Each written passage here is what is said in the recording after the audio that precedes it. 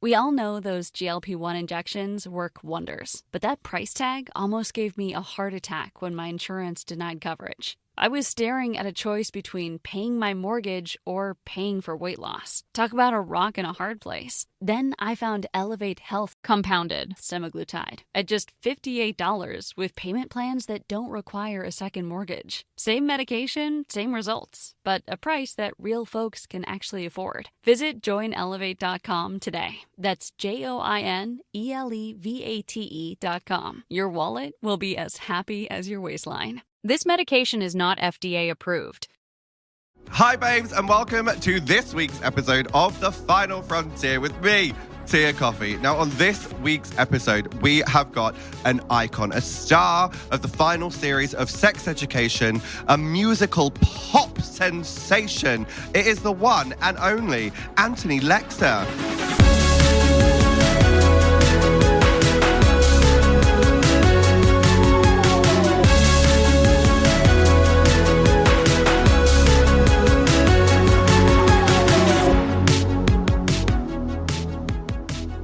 Is there anything nerdy that you want to talk about? I feel like I was born into being a nerd from day one. I didn't watch kids' TV when I was younger. I just used to watch Lord of the Rings trilogy. Oh my God, can we start? This is the start. I'm ready for this, yeah. Wait, okay, so you've just said you were born into being nerdy you started with Lord of the Rings. Nerds are the true minority. Yeah, instead of watching kids' TV, because for some reason, the age of 0 to 6, I was like, I'm too good for that. I don't do that kind of thing. That's really fierce, though. I just used to watch the Lord of the Rings trilogy on repeat every day. Like, as soon as I'd come back from nursery, Lord of the Rings. Not from nursery, that's crazy. No, from before nursery. And all I would do was pretend to be Gollum. That's not normal behaviour. That's kind of iconic, though. And apparently, my mum said to me that apparently I used to say my favourite characters were the orcs. That's kind of fierce. I'm not going to lie. Here's me thinking that we'd talk about sex education or something at the start, be cows. But no, we're straight into orcs. Yeah, orcs. Do you know why you love them so much? I just loved the idea that they're made up of other people. Maybe in some spiritual way, I felt like we all are made up of other people. Do you know what I mean? I love that they find someone's hand. They're like, that'll be mine. You know when they get the hand that already has the ring on and they wear it? Right, I've got a full confession. I'm not that deep into Lord of the Rings lore. Oh my God, T, I thought you were on my nerd level. I am, but just this is not my one. So please speak on it. Tell me more. So they take parts of people and that's things. how the orcs are made. It's they're made from each other. And they go to battle and then they kind of make themselves and rebuild themselves using other people's armor and using other people's bodies. And you, age 3, saw that this was profound. I thought we're all made of each other at the age of 3. In many ways, we just leave imprints of ourselves in other people's lives. And that's the metaphor. That. Yeah. Do you know what always freaks me out about, this is not about Lord of the Rings, sorry, already on a tangent. But I can't remember who it was. There's something that's there are millions, every single person that you meet, there's a new version of you that exists because everyone perceives other people differently. So there's not one solid version of you. Everyone sees you differently. I also think about this. And I think who's to say someone's perception of you based on their reality, their experiences isn't a true representation of who you are? If that's how you come across to them and that's how they perceive you, who says that isn't you? Do you know what I mean? You know, that's when it's true, yeah. We think, we're having a bad day, or oh, well, I was particularly hyper that day. Oh, I just had sweets. That if that was the only version of you that they saw, yeah, who says that that's not a real version of you? Who says that that's not a true reflection because it was what they perceive? Yeah, I mean, it must be to some extent because otherwise, you'd be able to let it wash over you. Because I think about this all the time. I'm not even joking. About 4 years ago, someone left a comment on one of my TikTok videos that said, someone was like, oh my God, I love Tia. She's so nice. And then they commented no, I used to go to Halfway to Heaven when Tia performed with the Vixens and they were so rude and such a diva and they were really rude to me. And I was I think about it all the time because I'm I must have been rude to them. I must have been. Otherwise, That why would they stuck say with that? you 4 years. Yeah, I'm that person babe. who carries my trauma like with me very openly. Yeah, you're like, oh, okay, you thought something bad about me. That's coming with me. Yeah, I ain't letting that one go. But it's true though. That person thinks I'm rude because I must have been rude. So I'm rude to them. And it's like one of those, I think one of the like most radical versions of self-acceptance that you can reach is when you accept that you're allowed to be rude for people. And it can be part of you. Like, because I think like my reflex, if I was to like read that, would be like, oh my God, it must have been a really bad day. Like, I would never do that. That's not how I see myself. Because of course it's not how I see myself, because who sees himself as like someone mean? Do you know what I mean? I don't think many people, because I like to believe that the majority of people try to lead with good at least. Why would I see myself as a mean person? I wouldn't. However, ignoring that I couldn't ever be mean also just isn't honest. And like, it doesn't mean that you're a bad person because that one person had that perception of you. That's very true. I can't imagine anyone ever thinking that you're mean though. I mean, maybe not. I hope not. I am a Capricorn rising though. Oh. So I feel like that means I come across in work situations as well, especially as like very organized. What are your sun, moon, rising? I have a crazy chart. I don't think I've ever spoke about this publicly before. I have an insane chart. Exclusive. I have 7 Cancers in my chart.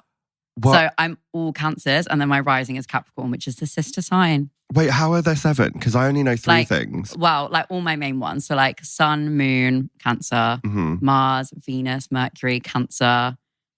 Rising, wait, there are Capricorn. more things? Yeah. So Mars is like how you experience like aggression and passion. So it's like what leads your like creativity and your kind of like how you represent anger and rage and also like sex. And then Venus is how you kind of experience connection, particularly like romantically, like how you love. Okay. And then Venus is like communication. So like how you kind of like navigate the world in terms of how you communicate with other people. And yours are all super emotional. And mine's all super emotional and maternal. What? Yeah. I see that. Wait, I want to know what the rest of mine are. I've got the CoStar app. It says on CoStar. Does it? Yeah. You know, when it gives you the little grid, cheeky grid. I'm going to have to find out. I'm so sorry. I realised No, I need this. This is a podcast, so I'm going to narrate that I've just taken my phone out from behind my back and I'm going onto the CoStar app. Are you like a big into the star signs? And I wasn't until sex ed. And then I remember Amy and Shooty being like, right, what are the big 3? And they like sat me down and I told them. And then it would be like every day would be a new education into something else. They'd be like, right, what's your Chiron? I'd be like, what the hell is a Chiron? You've made that word up. What yeah, does no, that I'd mean? be like, that's not a real thing. They were like, it's your fatal flaw. And I was like, fatal who? What? They were like, your North Node, that's your destiny. I'm like, sorry, who? What? I don't understand a single word that you just said. What are all these like extra things? So apparently Chiron is your fatal flaw, which means like something, it's like something to do with like, it can predict how the big trauma event in your life is going to like impact you. Oh, too many big trauma events to count at this point. I can't really remember how that one works. I'm clearly not as nerdy as I should be on it, but they got me into it. Do you understand? So I found my thing. Do you understand what this all means? Yeah, it does. Okay. I do. So your rising is Capricorn. Oh! That's the same as me. That's what I was talking about. Twins. Yeah. So like, do you relate to that a bit? That if you're like in a work situation or having to put on your kind of guard, put on your like your personable face, do you find that you quite often relate to like being like, you have to be like hyper organized in the situation, like quite in control of it and a bit like control? Locked in? Yeah. Not necessarily organized. Oh my God, producer Poppy is like over there staring me down, being like, yeah, you're a bad person. You organized? Not organized at all, but like definitely like controlling. So like I will rely on them, like producer Poppy and Jess, to be like organized, but I will ask the questions. Sometimes it's 7:30 in the morning and Poppy doesn't start work until 10. Yeah. So that's like outrageous. I keep bringing that up. Sorry. Right. Okay. I'm gonna like ask you questions. This is now your podcast. We've completely changed this round. I think I'm always more comfortable as a question asker as opposed to a question answerer. Are you like that? Maybe that's Capricorn rising. Maybe actually. I think that probably is like a bit of a control thing, isn't it? Red for Phil. But I really want to know, because the thing is mine are all the same. So like mine, you just look at it and it's like all Cancer. So then all the properties of Cancer are just my whole thing. But I like when people have like normal people charts and it's like all a bit varied. Not normal people. Normal people charts. I love like seeing how they all interact because I find it so interesting. Okay. So the moon is how you kind of like navigate emotions. Okay. How you process and feel emotions. And actually, my best friend has a Virgo moon as well, which you do. Ooh, okay. What does that mean that I'm like... Do you think you often, instead of just being able to like instinctively feel your feelings and like allow yourself to just like feel things, do you find yourself having to like intellectualize? Like if something happens to you, like you have to understand why you're feeling a way. You can't just feel it. It has taken me 2 years of therapy for me to understand that with my therapist. Yeah. Because that is 100% true. Like I can't process my emotions immediately. I have to like understand like where they come from, why they're happening. Like and they have to analyze. be the perfect version of that emotion. Otherwise, what's the point in feeling it? That's wild because that literally took me 2 years of therapy to like get to that. But yeah, that's Virgo moon. That's very Virgo moon trait. And then also I like that your sun and Mars is aligned because then the Mars is what I was talking about, passion and like creativity and stuff. And your sun is also Libra. Okay. So it means that actually Libra is quite like a free-spirited sign in that like you actually enjoy like expressing like passion quite like free-spirited and like without kind of like set boundaries. I feel like does that resonate? I guess so, yeah. I feel like I sort of like I can experience that in like extremes where I'm either like completely like carefree or like I can like close off quite drastically, which maybe that's like one of the other signs like playing into it. Although then also that relates, the Mars is one that relates to anger as well.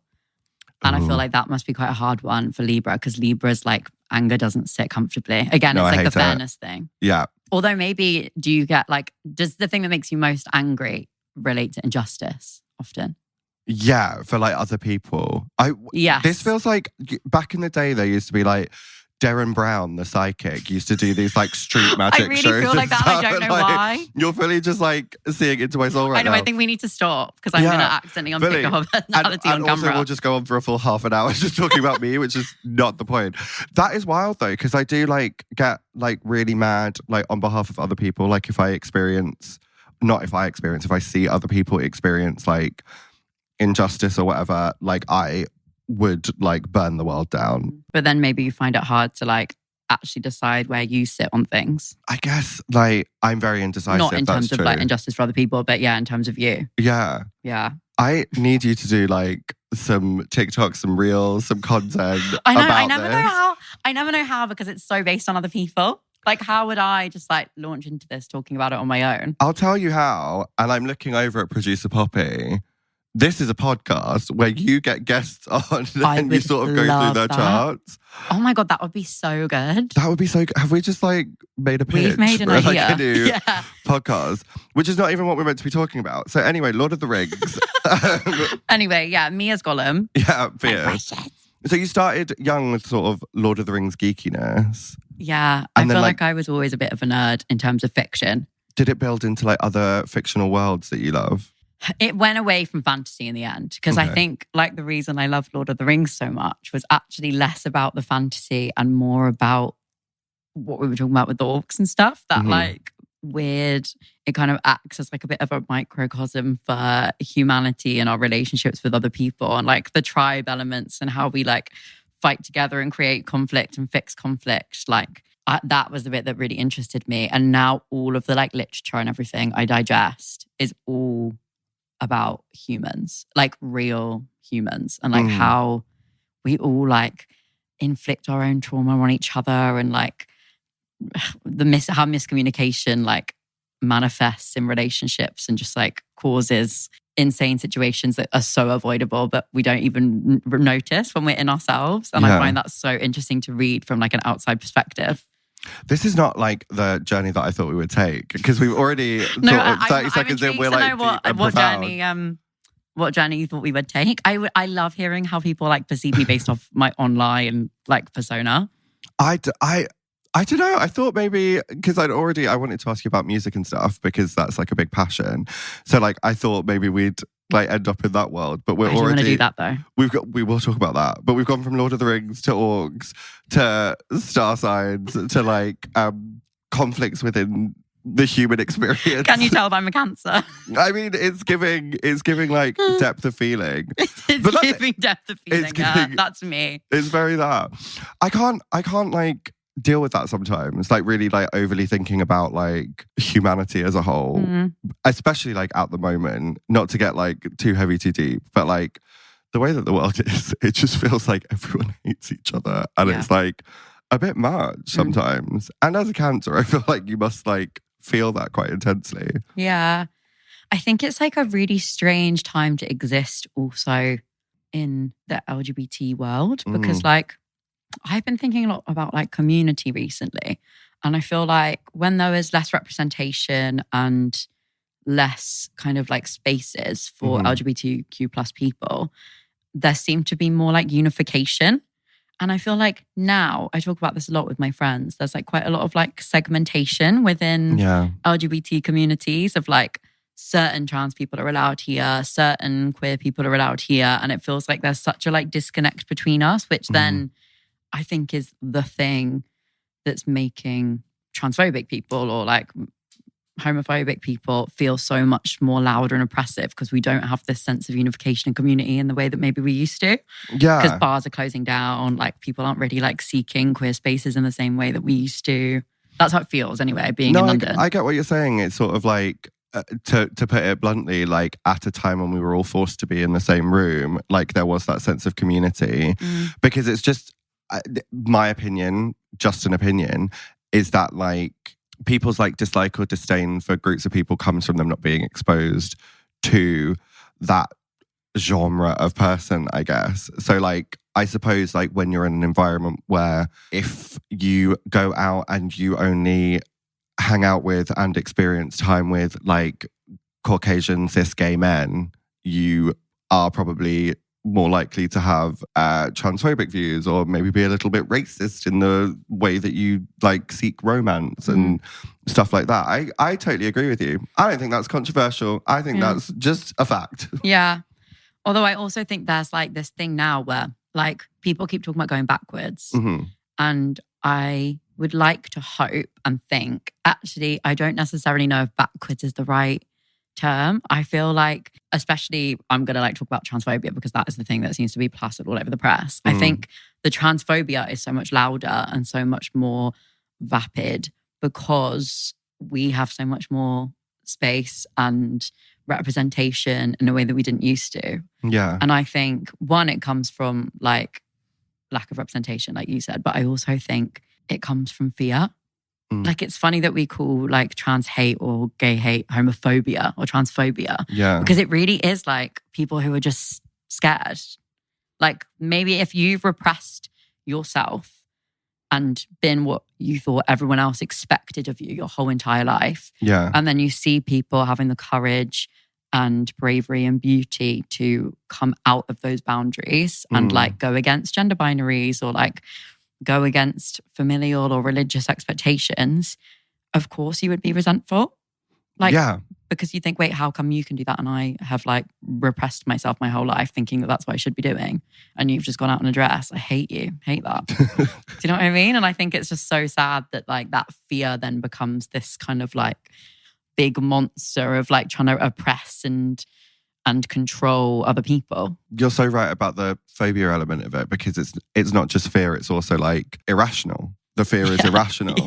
Like I'm really scared of spiders. They can't do anything to me, but it just doesn't change the fact that I've got that sort of like response to it. And that's like the key thing in what you're saying is like the homophobia, the transphobia, it's completely irrational. Because like what is that fear founded on? It's not founded on any personal experience that you've had. It's founded on these noises that you've heard from like whispers on Twitter or like this post in the Daily Mail, like that kind of stuff. It's completely irrational. It's like, I think the people that act as if like queerness and transness is contagious are probably suppressing part of them that relates to it. Because they think if we can embrace it, it's somehow going to make their life more difficult and they're going to accidentally end up embracing those parts of themselves. That's what I think it is.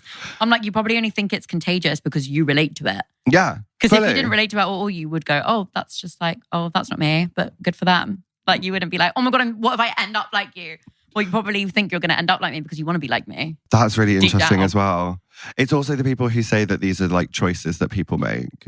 Yeah. Because that's as a slightly older person in the room, like when I was growing up, the choice that I made was to desperately try not to be the thing that I was like fearful of that identity of like, you know, entering into this sort of like queerness. Like I was fearful of it, that I tried to like suppress it. And I think a lot of queer people have that experience of like literally trying to, you know, in many ways sort of like having that internalized phobia of yourself and your own identity. The choice that we make is to try and avoid it at all costs sometimes. So it's weird that people think that like it's a decision that's made, that it's like, I'm just going to do this today. Yeah. Like that's wild. Yeah. Weirdly, like I felt that, yeah, I relate to you in that when I was making decisions, that was when I was being inauthentic. And that was when I was trying to present in like a different way to this. When I feel like I fell into this by accident. Like I never even really came out. Really? No, it was so strange. I think I was so scared and like internally transphobic because like the word and label trans was like this big, scary, political, heavy thing that I didn't want to carry around for the rest of my life. And even though I definitely felt like a woman, I didn't want to be a trans woman. Like I just wished that I could have been a woman. And because I didn't think that was possible, I was like, okay, well then I just have to stay like this. And then that was the choice that I was making. So like, okay, well I have to stay like this. However, for me, I was like under 5 foot in school. I was under 5 foot until I was like 16. And I was so feminine. I had a high voice. Like I was othered no matter if I was embracing my identity or not. And then I was doing more musical theatre again when I was like 16, because I've done that since I was so young. Yeah. And I just remember kind of like having like stage makeup, that then I started sort of like wearing makeup outside of like when I was off stage or when I wasn't working. And then it just like slowly seeped into like more and more of my being. And then people were just perceiving me as a woman. And I kind of was like, oh, well, it's not uncomfortable. And then it just happened like that, where everyone like knew in my life saw me as a woman. And then anyone who like knew me in terms of like personally, old friends and family just called me my old names because I just didn't want to come out. Yeah. And then it was only when I got my first boyfriend, who identified as a straight guy, I had to be like, oh yeah, so he calls me she, her, and he's a straight man. And then my family were like, oh right, okay. Oh, that's fierce. So they were very accepting. Yeah. It was actually quite chill. That's fierce. Yeah. Like I love that they were like he-hemming me, and I was like basically dressing like this, like walking out in a skirt and a full beat, and they'd be like, oh, when is he coming back? And I'd be like, me? Oh, later. Bye. That's really fair. So it was like a gentle process. Yeah. That's really fortunate as well to like have that compassion, I guess. Yeah. I used to call myself androgynous because I was too scared of the word trans, but I was also not androgynous at all. I was actually full femme. So I don't know what I was on about, but sure. Oh my gosh, that's really interesting. So like people surrounding you were like supporting your identity, but it was sort of like in yourself that you were like fearful of it.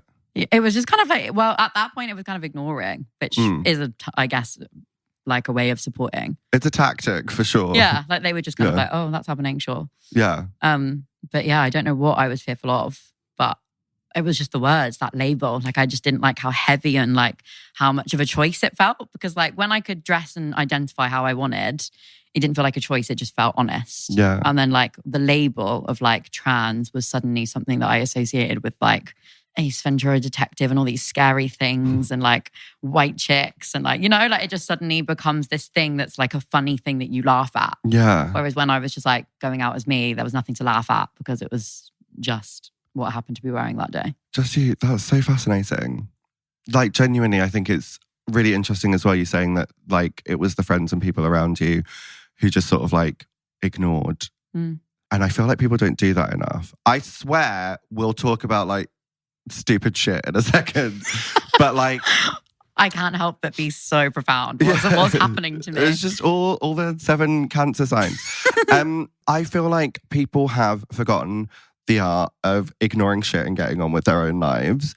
Like, I don't know if this is like a controversial statement to make, but I feel like people are so obsessively all up in other people's business all the time, constantly. And it doesn't matter like what the point of difference is anymore, it seems. People are just picking and choosing at random. But it doesn't matter if it's like people just like casually deciding they're going to like hop into a neighboring country and just start shit for no reason, or whether it's people dictating to other people what they can and can't do with their lives. People have just forgotten the art of ignoring shit. I don't care what Brenda from the middle of Nottingham, age 60, is doing with her life at 3 p.m. Have a cup of tea, watch television, I don't know, do whatever you like with your life. I don't care. I feel like everyone should just stop caring. I only care when people are getting hurt, literally. Yeah. I guess maybe it's a different form of like, we should care about each other's happiness and like success and like survival and like...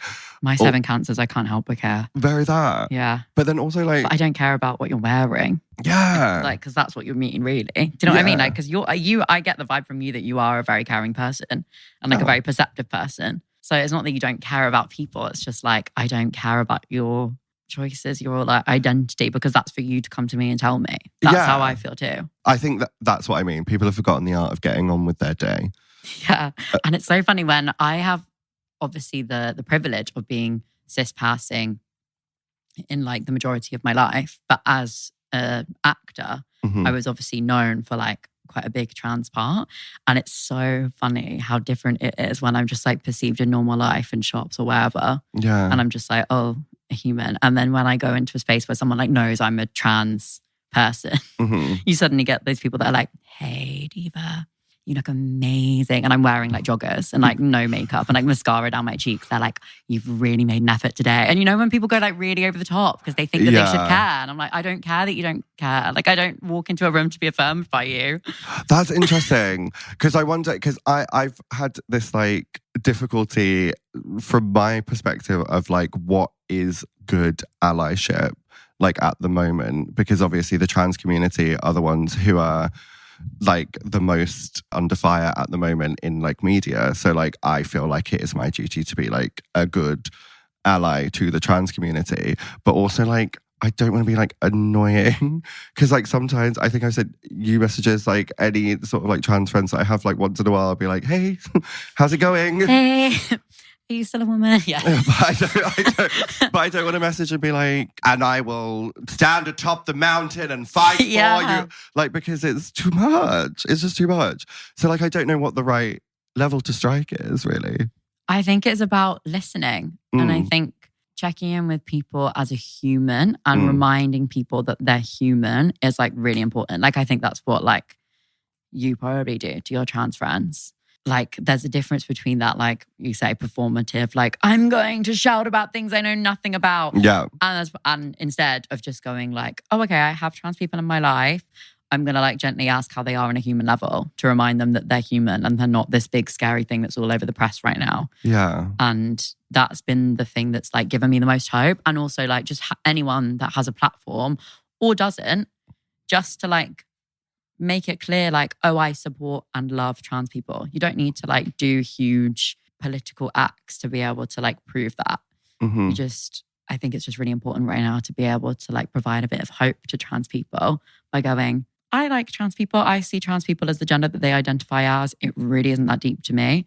If I need to sign a petition, send it my way. If I need to send an email to an MP, send it my way. You tell me what to do. Perfect. But otherwise, my view hasn't changed just because the Daily Mail has published another article. That's fair.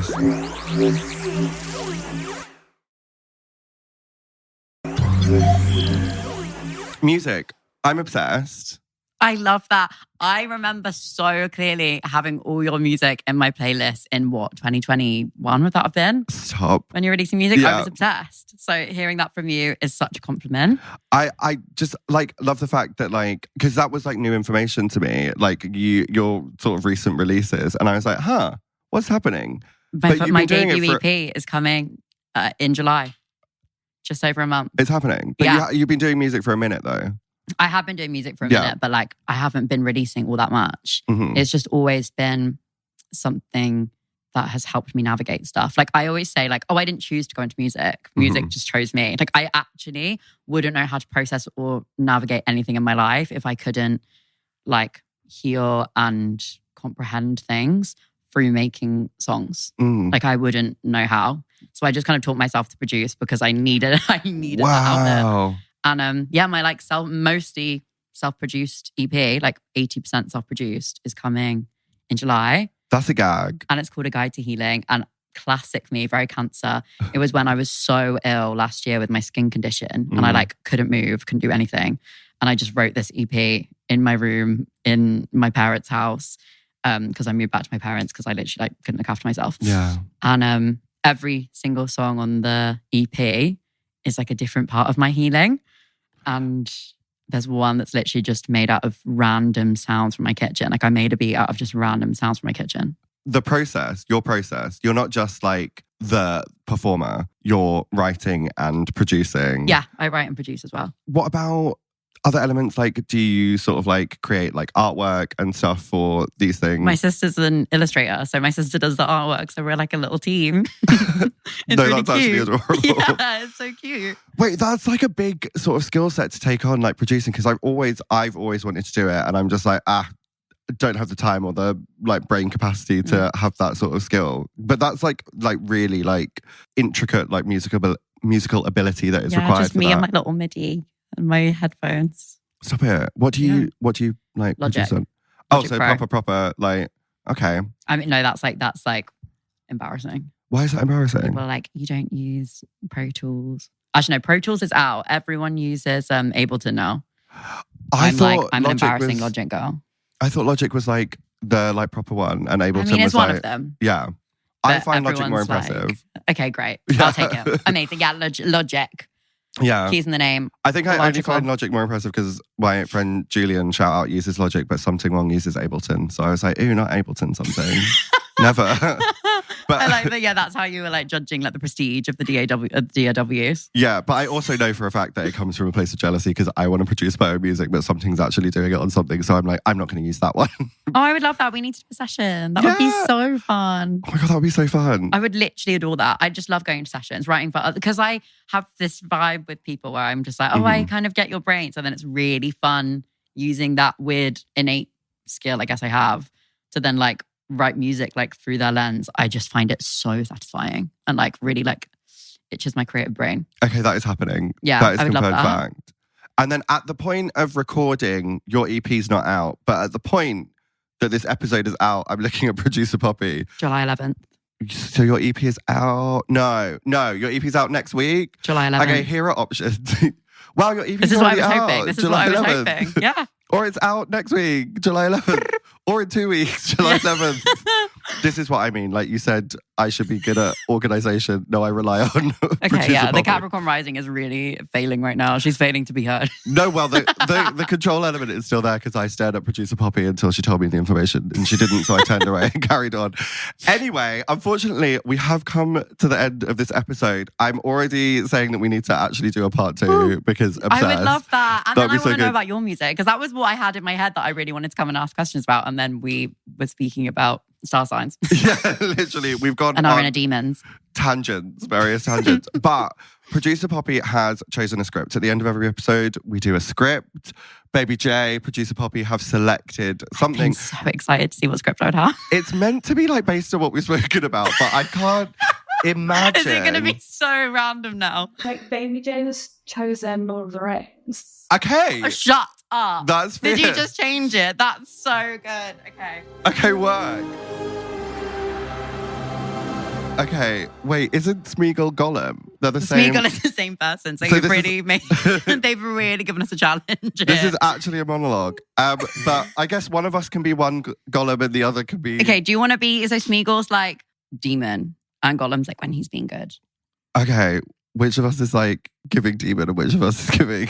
No, I want to be Angelic. demon. I'll be Smeagol. Okay, I'll be like good Gollum. Okay, you ready? I actually look exactly like Gollum. I mean, If you've seen a picture of Gollum, we look the same. I would like to firmly disagree. No, but look, also... I'm sorry. Look, we have the same ears. We have the same bone structure. I think Gollum is a trans femme icon. I've called it now. We're going to do a side-by-side. Just so No, it's can it. you? Gollum. Right. You already know that that's the socials clip. Sorted. Okay. I was talking to someone on Hinge the other day and they sent a voice note as Gollum and it was so good. I was like, And you went on a date with them. I wish. Well, I don't know why that was great for me. I was like, wow, I'm really going to have to do that as like a future test. the precious. Oh, special. Okay. But I'm going to have to do that now. I'm going to have to put it as one of my hinge prompts. You have to make sure that you can do a good Gollum impression, otherwise you're out. Okay. So what's going on here? Okay, context. Smeagol and Gollum is the same person. Smeagol is like this demon that he has inside of him. This is why I was obsessed with Lord of the Rings. Also, it's a metaphor. Yeah. It's a metaphor. Mm-hmm. So like, Gollum wants to do good and he wants to love people and he's friends with the hobbits. But then Smeagol gets obsessed with the power of the ring. Okay. And he would do anything to get the ring and it makes him evil. But he's constantly in this battle with himself of like trying to stop Smeagol coming out and stop being obsessed with the ring. Oh my God. Okay, I get it. So Gollum is like me on Drag Race season 2. Rue and would Smeagol love Gollum. is me on UK versus the World. Rue trying would to love snatch that crown. Gollum. She'd be like, don't let your saboteur win. Yeah. Smeagol is the inner saboteur. Inner saboteur. Got it. Oh my God. Love. Okay. I'm so not ready for this. Okay. And scene. We want it. We need it. Must have the precious. They stole it from us sneaky little orcs, wicked tricksy first. No. No. Come on, commitment to the bit. Master Lars, precious vault. Don't cheat. You heard, you love. Master's my friend. You sound like Kermit the Frog. I'm obsessed with it. Have you ever seen Big Mouth? It's giving Big Mouth. There's like the like old weird hormone monster. That's what I sound like. Yeah, you are giving hormone monster. Oh. But I love that. But that's quite good because Gollum's the good one. Okay. You don't have any friends. Nobody likes you. Not listening. You a liar. No. Murderer. Go away. I hate you. Where would you be without me? Gollum, I saved us. We survived because of me. Not anymore. What did you say? Master looks after us now. You don't. What? Live there. Leave now. Never come back. Come back. Go. Now come back. And scene. Thank you. And I can be found on Cameo as Gollum. I wish Andy Serkis is my like all-time crush. Are you joking? like, actually. Are you joking? And I was about to say Andy Serkis out of drag. I guess kind of. Like, In drag, yeah. yeah. Wait, as Gollum or like as Both. either or? Yeah, as an ape. He's also Planet the Ape. Just anything where he's in a green morph Isn't suit. he something to do with King Kong as well? Wasn't he like? Probably. I love him. Anything where someone's like moving and CGI, it's him. Yeah. Yeah. But only him. Yeah. Can we make that happen? So what's My Hear Me Out is Gollum. And on that note, thank you so much for joining me. We've gone through such a journey today, and I feel like we must do a part 2, and I will start the campaign for you to have your own podcast. Yeah, great. Yeah, as a star sign obsessor. Yeah, episode 1, Andy Serkis. And I only do it in the voice of Gollum. Okay, yeah. What's your moon? Yeah. Not my voice of Gollum, the actual. Yeah, exactly. Thank you so much for joining me. I've had the best time. I've honestly had such a gorgeous time. I cannot wait to hear your EP, which is out on July 11th or already out or out next week. Yeah. Depending on when you're listening to this. YouTube lasts forever. But thank you for joining me. I can't wait. Yeah, please stream my EP, A Guide to Healing by Anthony Lexa. Anthony.Lexa on Instagram. Oh, yeah, yeah. And other places. Yeah, do the whole thing. I'm bad at asking people that. Okay, right, I'm ready. So A Guide to Healing is out on July 11th, if this is out before that. And that will be on Spotify, Apple Music, wherever you digest your music. I'm Anthony.Lexa on Instagram, Anthony Lexa everywhere else. Download the EP because it's like not that much, but it does make a difference. Oh my God, it makes such a difference. And I made it when I was so ill. Mm-hmm. And all I could dream of was people listening to it. It literally like makes every stream I see like makes my heart melt a bit. Like I do it for the laugh. Like I don't do it for anything else. So if you listen, it would just make me happy. That's all. Yeah, but I'm saying pay for it because it makes a difference. Fun small artist. Yeah, you really should.